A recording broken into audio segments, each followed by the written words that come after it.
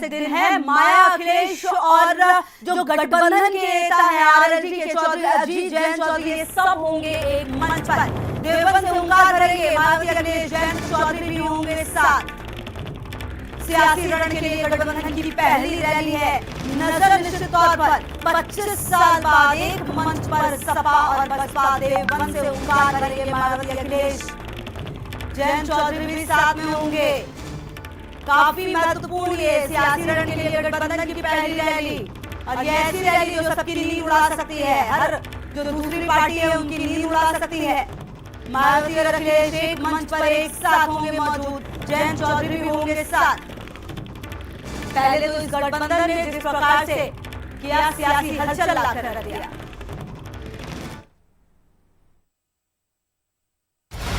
7 अप्रैल को गठबंधन दिखाएगा दम। सियासी रण के लिए गठबंधन की पहली रैली। पहली बार साथ में रैली करेंगे अखिलेश और मायावती। क्या पश्चिम में करेंगे बीजेपी का सफाया? उत्तर प्रदेश की सियासत में 7 अप्रैल 2019 की तारीख काफी अहम मानी जा रही है। उत्तर प्रदेश के सियासी रण के लिए तैयार हुए मुद्दों के साथ सपा, बसपा और राष्ट्रीय लोकदल का गठबंधन पहली चुनावी रैली करेगा। सहारनपुर के देवबंद से चुनावी मुद्दों को लेकर गठबंधन गोलबंद तरीके से विपक्ष को घेरने के लिए अपनी राजनीति का आगाज करेगा। सपा का साफ तौर पर कहना है कि जो गठबंधन बना है उससे उत्तर प्रदेश की सियासत में एक नई राजनीतिक लहर पैदा हुई। यही वजह है कि बीजेपी और दूसरे दलों में घबराहट है। 7 अप्रैल को पहली बार समाजवाद और बहुजन समाजवाद का पूरा स्वरूप दिखेगा, जो 2019 के लिए उत्तर प्रदेश के गठबंधन के सियासी स्वरूप के ताने बाने को साफ करेगा। पश्चिमी उत्तर प्रदेश के पहले चरण में जिन 8 सीटों पर चुनाव होना है उन पर 11 अप्रैल को मतदान होगा। पश्चिमी उत्तर प्रदेश की सियासी ताकत का अंदाजा इसी बात से लगाया जा सकता है कि बीजेपी के प्रचार के लिए खुद नरेंद्र मोदी 2 बार चुनाव प्रचार के लिए आ चुके हैं और उत्तर प्रदेश के मुख्यमंत्री योगी आदित्यनाथ भी चुनाव प्रचार कर चुके हैं। पहले चरण में सहारनपुर, कैराना, मुजफ्फरनगर, बिजनौर, मेरठ, बागपत, गाजियाबाद, गौतम बुद्ध नगर में मतदान होना है और ये इलाका बहुजन समाज पार्टी और समाजवादी पार्टी का गढ़ माना जाता है। लाठी, हाथी और 786 के नए नारे ने पश्चिमी उत्तर प्रदेश को एक नया सियासी रंग दे दिया है, जो दूसरी पार्टियों के लिए भारी पड़ रहा है। सपा सुप्रीमो अखिलेश यादव ने 2019 के चुनाव प्रचार के लिए एक विजन डॉक्यूमेंट जारी कर दिया है। गरीबी के खिलाफ लड़ाई एक धोखा है। जब तक जाति और लिंग के आधार पर भेदभाव के खिलाफ लड़ाई न हो, इसीलिए ये कागज, ये किताब सामाजिक न्याय से महापरिवर्तन, एक नई दिशा, एक नई उम्मीद के साथ हम जनता के बीच में ले जाना चाहते हैं। 7 अप्रैल को होने वाली रैली में महागठबंधन किस तरीके के सियासी तीर से विपक्ष पर वार करता है, ये तो अब पहले रण के लिए तैयार हुए गठबंधन का पहला आगाज ही बताएगा।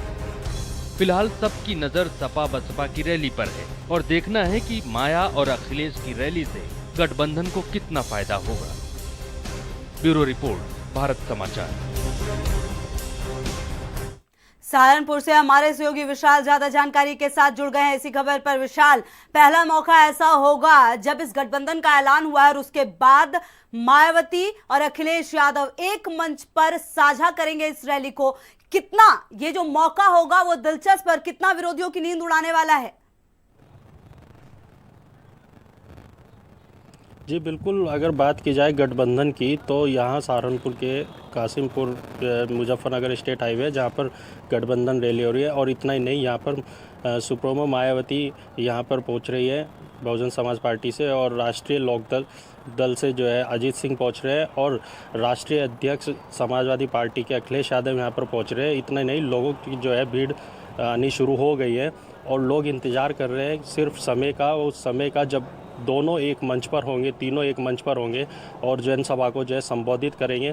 वहीं दूसरी अगर बात की जाए बीजेपी की, तो बीजेपी भी इस तरह से लगातार जो है रैली कर रही है, और ये गठबंधन जो रैली है वेस्ट यूपी की पहली रैली है जो कि देवबंद से शुरुआत हो रही है। ऐसे ही बीजेपी की पहली रैली की जो शुरुआत हुई थी वो माँ शाकुंभरी देवी के तीर्थ स्थल से हुई थी। जी जी बिल्कुल। और विशाल, देखिए कहीं ना कहीं इतिहास अपने आप को दोहरा रहा है। 25 साल बाद ये मौका ऐसा आया है जबकि ये दो पार्टियां एक साथ नजर आएंगी। क्या लगता है जब जनता के पास एक मैसेज जाएगा तो किस तरह का मैसेज जाएगा? जनता आपको अपने आप को कितना कन्विंस कर पाएगी इस गठबंधन के लिए, और ऐसे में जबकि एक साथ ये दो बड़े दिग्गज नजर आएंगे?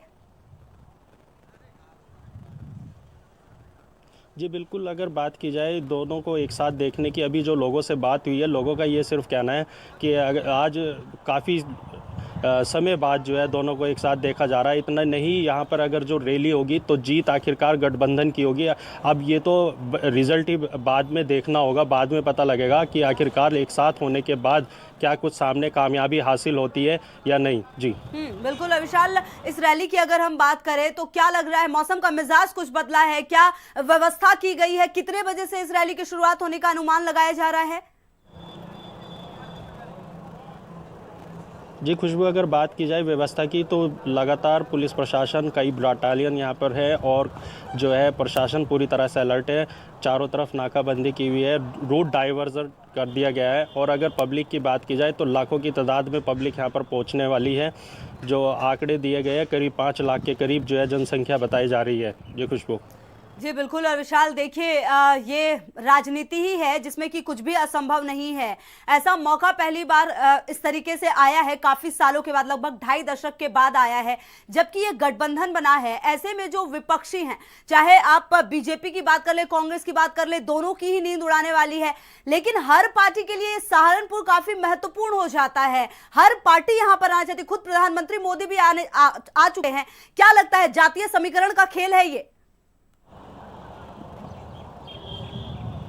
जी बिल्कुल, जातीय समीकरण का खेल भी है। और दूसरी तरफ यहाँ पर कैराना लोकसभा सीट और सहारनपुर सीट ये जो है बहुत खास मानी जा रही है। सभी लोग ये सोच रहे हैं कि दोनों सीटों पर जो है अपना हक अपना जमा सके। लेकिन अब ये तो देखने वाली बात होगी, क्योंकि अभी हाल ही में 2 दिन पहले जो है पीएम नरेंद्र मोदी यहाँ पर पहुँचे थे। उससे पहले जो है माँ शाकुंभरी देवी के आशीर्वाद लेकर सीएम योगी आदित्यनाथ यहाँ पर पहुँचे थे। वहीं अब अगर बात की जाए वेस्ट यूपी की, तो गठबंधन की ये पहली रैली है जो कि सहारनपुर में शुरुआत की जा रही है, क्योंकि नज़दीकी कैराना लोकसभा सीट भी यहाँ पर साफ नज़र आ रहे हैं। और काफ़ी जगह पर जो है चर्चाओं का विषय भी बना हुआ है। जो लोगों से बातचीत हो रही है कि विजयी जो होगी वो गठबंधन की होगी और इस बार जो होगी। जी बिल्कुल विशाल, निश्चित तौर पर नजर रहेगी और आगे भी हम आपके पास आएंगे। और देखिए, ये ग्राफिक्स के जरिए हम आपको समझाने की कोशिश करते हैं।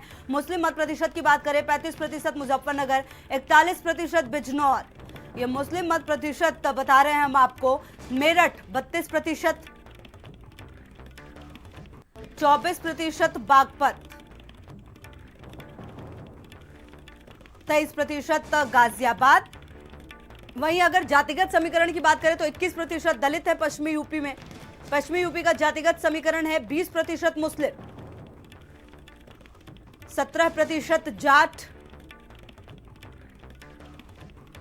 13% यादव।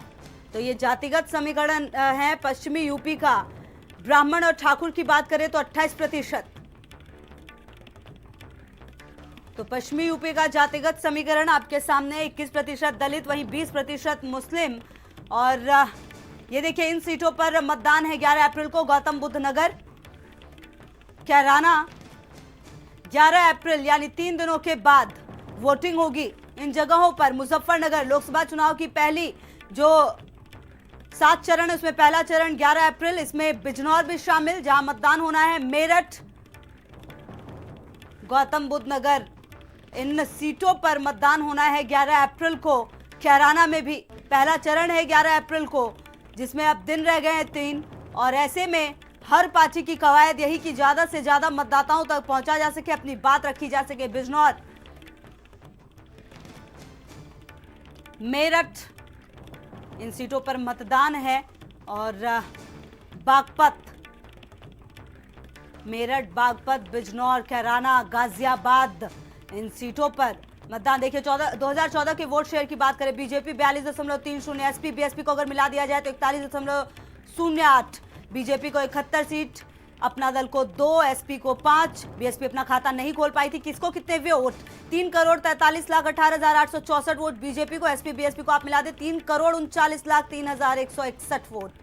अपना दल को 8,12,335 वोट। वहीं आरएलडी की बात करें तो 6,89,049 वोट। और अगर बीजेपी और अपना दल को आप मिला दें तो 3,51,31,159 वोट है। वोट शेयर भी आपके सामने। तो आज आंध्र प्रदेश में गरजेंगे सीएम योगी आदित्यनाथ, चित्तूर में करेंगे चुनावी सभा, तिरुपति बालाजी के करेंगे दर्शन, प्रत्याशियों के लिए मांगेंगे वोट। बीजेपी के स्टार प्रचारक और